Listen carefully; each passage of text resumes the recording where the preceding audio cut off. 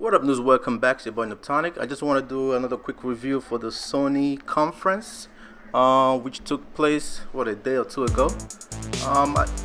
At the beginning, I was a little disappointed because it felt like Sony was holding back, and then the more I think about it, they probably held back on purpose. After seeing what Microsoft did, Microsoft had, aside from showing off the new powerful system, they didn't have no game to show for it. I remember I posted something and somebody said, but what about Cuphead? You're telling me you're gonna buy Cuphead just to play on a 4K system? This is ridiculous. There's Cuphead. What else do they have? They have nothing. There's nothing else they have to show for that system. So I guess Sony kind of held back, because let's think about it. They didn't talk about the PS5. They didn't talk about the Bloodborne 2. They didn't. Sucker Punch supposed to be working on a new IP. They didn't talk about that. Red Dead Redemption, they didn't talk about that.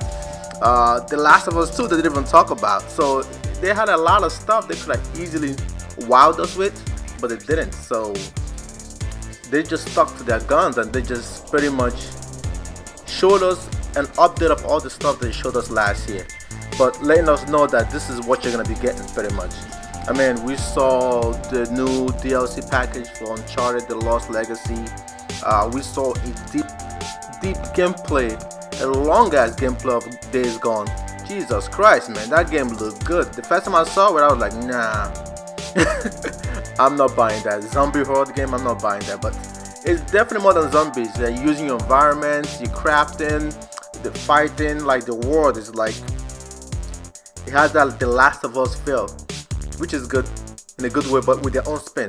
And we saw a deep gameplay of Detroit becoming human, and that was good as hell as well. They announced the Horizon Zero Dawn DLC, which I knew was coming.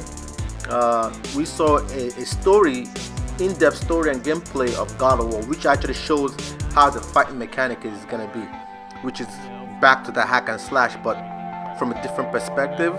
You saw some magic with the sword and everything, and then they showed us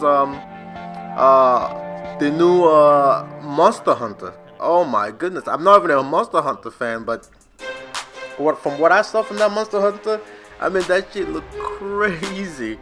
That for the people that don't know about Monster Hunter, usually comes out for Nintendo, but for somehow they got them. Sony got them to build their own specifically for the PlayStation 4. So then on top of that, they ended it with the Spider-Man long gameplay. Last time they teased us a little bit, but this time they showed us the shebang. They showed us everything. The gameplay mechanic, the swinging mechanic, the interactive mechanic, the quick action mechanic. They showed us everything. It's like, here is how the game is gonna play. So, and on top of that, they showed a whole bunch of VR games, a lot of VR games, just to let us know, hey, even though VR is doing good in Japan, it's not doing good in the US, because Japan, they pretty much could make the game out of anything, and there's nothing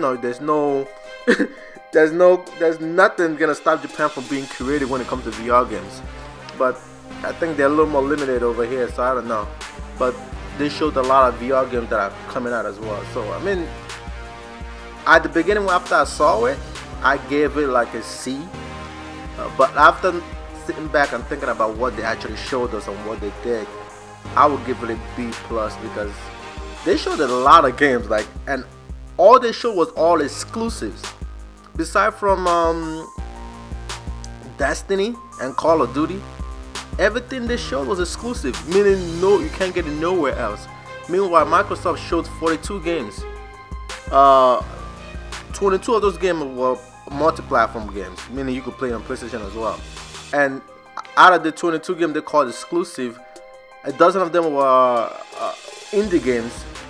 So it was like, beside from Cuphead and some other, I think 4 games they have for exclusive, that was about it. Microsoft didn't really have nothing, so Sony didn't have to go the extra mile. So that's why they kind of toned it down a little bit. I think they definitely held back on purpose. You guys let me know what you guys think. Did Sony hold back? Are they saving all the big games for next year to see what Microsoft does, and they could just kill Microsoft off after that? As the vibe I'm getting, I feel like 2018 they're gonna go hard. Depending on what Microsoft did, Sony's gonna go hard on them.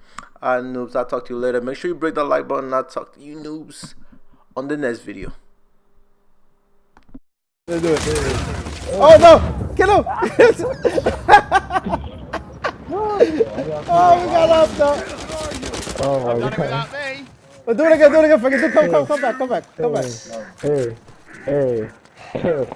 Hey. Everybody's good. Everybody's